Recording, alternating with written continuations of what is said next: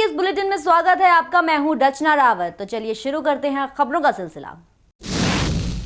मामला मथुरा के थाना यमुनापार इलाके का है, जहां पानी गांव चौकी के पास उस वक्त चीख पुकार मच गई जब सामने से आ रहे ट्रक ने टेम्पो में टक्कर मार दी। इस टक्कर में टेम्पो सवार लगभग आधा दर्जन लोग घायल हो गए। सूचना मिलते ही पुलिस मौके पर पहुंच गई और घायलों को स्थानीय लोगों ने इलाका पुलिस की मदद से जिला अस्पताल भिजवा दिया। वहीं मौके पर पहुंची यमुनापार पुलिस ने टेम्पो व ट्रक को कब्जे में ले लिया है और वहीं घटना के बाद से ट्रक चालक मौके से फरार हो गया। एक ऑटो आ रहा था, ओवरलोड था पूरा हुआ, आगे से ट्रक आ रहा था तो जो टेम्पो वाले ने ओवरटेक किया तो ट्रक में लगा, फिर पलट गया।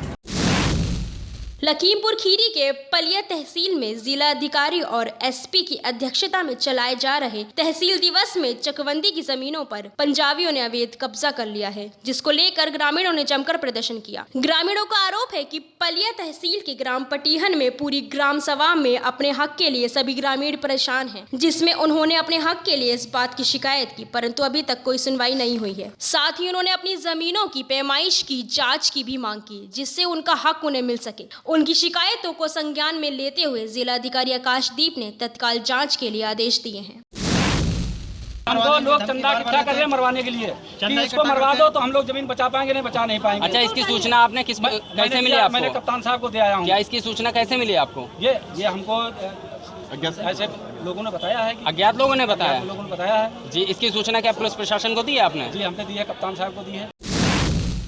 जहां एक और देश के प्रधानमंत्री नरेंद्र मोदी बेटी बचाओ बेटी पढ़ाओ के अभियान और योजनाएं बनाते नहीं रुकते हैं, वहीं दूसरी ओर उत्तर प्रदेश में दहेज के नाम पर लड़कियों की हत्याएं हो रही हैं। वहीं एक ताजा मामला सामने आया है। दहेज के लिए एक लड़की की हत्या कर दी गई और पीड़ित माँ बाप अपराधियों को पकड़वाने के लिए अधिकारियों के चक्कर काट रहे हैं, लेकिन इसके बावजूद भी मुकदमा दर्ज नहीं किया गया है। ईद पे आई थी लड़की तो वो बोली कि है ना हमें 3 लाख रुपए चाहिए मेरे आदमी को, और वो तुम नहीं दोगे तो वो मुझे मार देंगे। तो हमने यूँ कह दिया उससे लड़की से कि चलो हम इंतज़ाम कर देंगे। अब है ना अगले शनिचर को भैया हमें बराबर में उसकी नंद रहती हमारे कमालपुर में ही, तो है ना उसके बच्चों से पता लगा कि शायद ख़त्म हो गई। हम गए तो कब्रिस्तान में जनाजा रखा गया था उसका, तो वो दिखा भी ना रहे थे और लोग बोले कि है ना भाई दिखा दो जब माँ बाप आए तो इसके। तो हमने देखा तो आँखें उबली भी थी, चेहरा पीला था बिल्कुल, और होठ भी नीले नीले हो रहे थे, उसके चेहरा भी पूरा सूजा था। भारत निर्वाचन आयोग नई दिल्ली में पहुंचकर भाजपा प्रत्याशी रहे पूर्व मंत्री राजेश त्रिपाठी ने बताया कि बसपा विधायक विनय शंकर तिवारी ने चुनाव लड़ते समय रिटर्निंग ऑफिसर के सामने जो शपथ पत्र प्रस्तुत किया है उसमें तथ्यों को पूरी तरह से छिपाया है, जबकि कानून ये कहता है कि शपथ में किसी भी तरह की गलत जानकारी या तथ्यों को छुपाने का अपराध है। पूर्व मंत्री ने बताया कि बसपा विधायक ने शपथ पत्र में प्रत्याशी के रूप में ये दर्शाया है कि उन पर उनकी पत्नी व बेटे के ऊपर किसी बैंक का कोई बकाया नहीं है, जबकि सत्यता है कि शपथकर्ता विनय शंकर तिवारी ने सेंट्रल बैंक ऑफ इंडिया से 117 करोड़ 96 लाख का कर्ज लिया है। कर्ज जमा न करने पर बैंक ने उन्हें आखिरी नोटिस भेजते हुए तत्काल 123 करोड़ रुपए चुकाने को कहा तथा संपत्ति कुर्क करने की चेतावनी भी दी। ऐसे में चुनाव आयोग अधिकारियों से मिलकर पूर्व मंत्री ने मांग की है कि असत्य शपथ पर दाखिल करने पर बसपा विधायक पर कार्यवाही की जाएगी। चिल्लूपाल विधानसभा क्षेत्र से बहुजन समाज पार्टी के विधायक विनय शंकर तिवारी ने 7 फरवरी 2017 को रिटर्निंग ऑफिसर गोरखपुर के सामने इन्होंने मिथ्या तथ्यों को छिपाने वाला शपथ पत्र दिया है, झूठा शपथ पत्र दिया है। इस बात की जानकारी हमने भारत निर्वाचन आयोग को, उच्च न्यायालय इलाहाबाद को और गोरखपुर के जिलाधिकारी को दिया है। मैंने इस बात को कहा है कि अपने शपथ पत्र में पेज नंबर 17 पे इन्होंने अपने नाम, अपनी पत्नी के नाम, अपने बेटे बेटी के नाम कोई भी लोन, कोई भी बकाया, कोई भी ऋण का जिक्र नहीं किया है, शून्य लिखा है। बेलराया खीरी एंड नेपाल सीमा पर एसएसबी और तिकोनिया पुलिस की संयुक्त टीम ने भारत से नेपाल जा रहे तस्करी का करोड़ों माल पिलर संख्या 109 के पास 4 ट्रैक्टर ट्रालियों से बरामद किया। टीम ने पेट्रोलिंग के दौरान माल को नेपाल ले जाते समय पकड़ा है। सूत्रों के मुताबिक एसएसबी और पुलिस टीम को देखकर तस्कर नदी में फांद कर नेपाल भाग निकले। संयुक्त टीम ने 4 ट्रॉलियों में से 100 से ज्यादा कपड़ों के गांठ को बिना किसी कागज के पकड़ा है। बहरहाल इस सख्त कार्य ने सीमा पर हलचल मचा रखी है।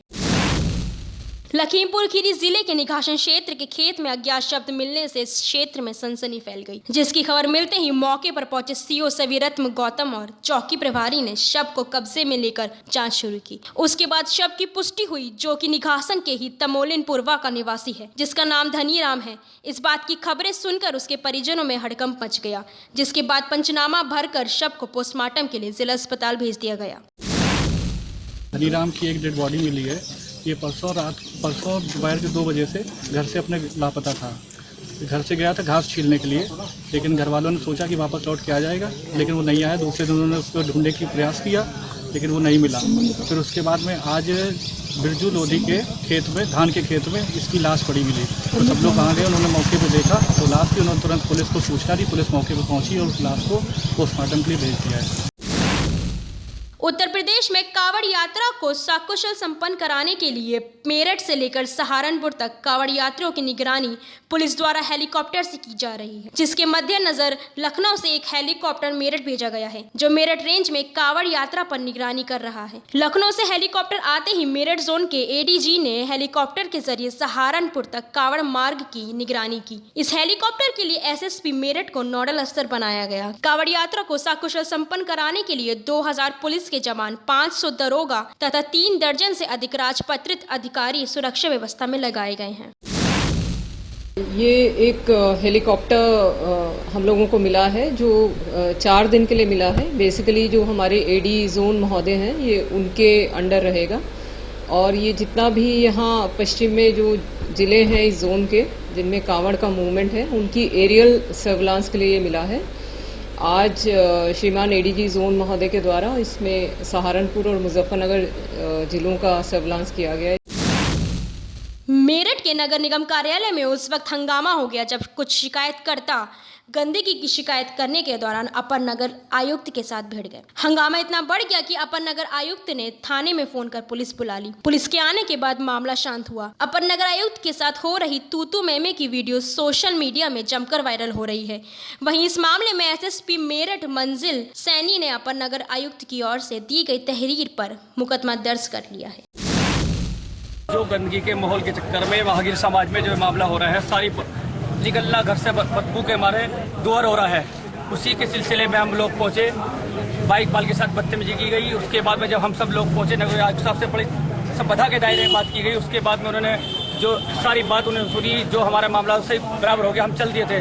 उसके बाद में ये क्या नाम था उनका, दिनेश यादव साहब ने आके फाड़ वाली हिंदू मुस्लिम वाली बात करके के हाथ काट देंगे।